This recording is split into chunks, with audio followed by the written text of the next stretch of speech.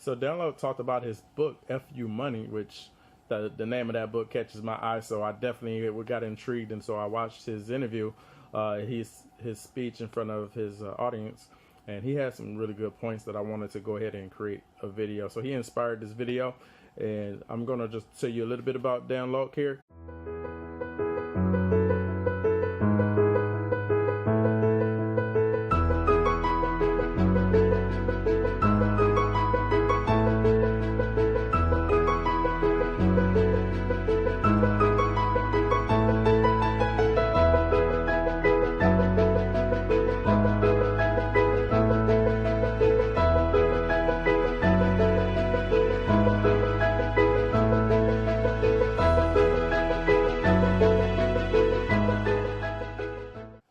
So more about Dan Lok. Dan Lok, he actually is from Hong Kong, and he wrote several books about business and how to make money, how to be a millionaire. One of his books was The Midas Touch. Sold Creativity Sucks, which is a book about how to have millionaire ideas in 60 seconds or less. And we're going to talk about FU Money today, because that sounds like an awesome book to me. Everybody want that FU money, so I'm making fun of it, but it sounds pretty clever. So let's just start with that. He goes into a little lesson that he has for the crowd, the audience. He has them write down their total income for the year. And then that was step one. Step two is that he wants you to categorize your income and the different sources of income. So then he describes the 4 different types of incomes. The first being linear income. That's the one that's most familiar to us all. That's having a job, trading time for money, where you're just leveraging yourself and earning a dollar, clocking in, clocking out. Or you could have a service job. You could be trading services for money, but that's linear. You're counting on yourself for money.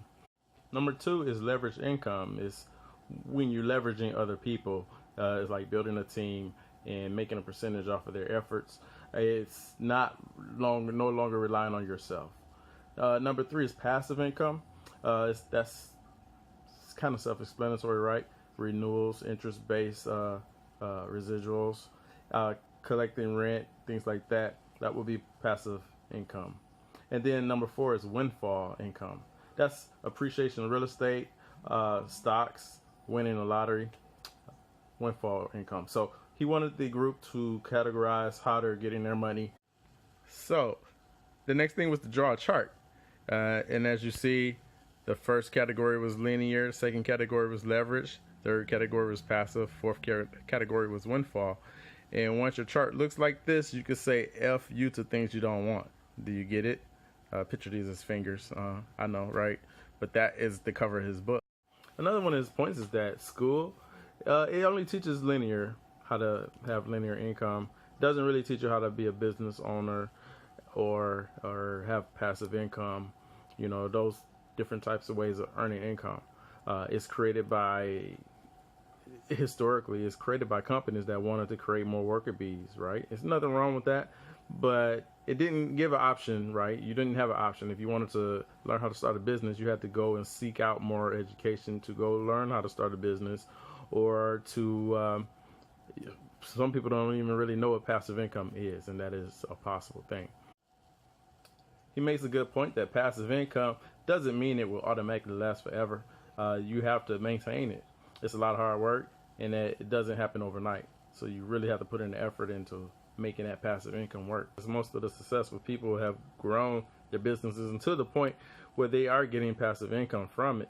Now, why haven't they stopped, right? They have their passive income coming in, but they haven't stopped, because why would you stop? You have your momentum going. You are an expert in your field, and you have made life easier for yourself. It was the hardest part is getting your business going. So once you get that going, you have to keep it going.